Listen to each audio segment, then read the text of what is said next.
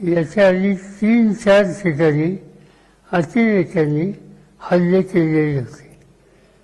तेव्हा धर्माची चर्चा झाली नाही. आज धर्माची चर्चा का सुरू केली?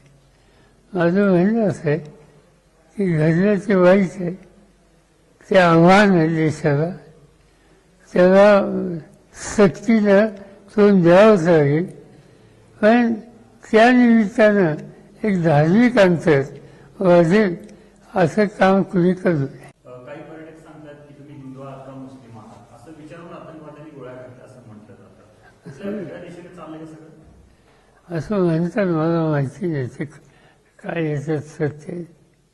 आपण देशात कारण तिथे जे लोक होते प्रवासी, त्याच्यात स्त्रियांना त्यांनी सोडलेलं दिसतंय, पुरुषांना बळा घातले.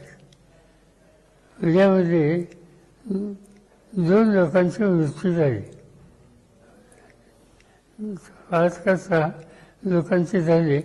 त्याचे 2 लोकांचं घरी मी काल गेलो होतो आणि घरी गेल्याच्या नंतर त्या घरातल्या ज्या भगिनी होत्या त्या हजर होत्या तिथे.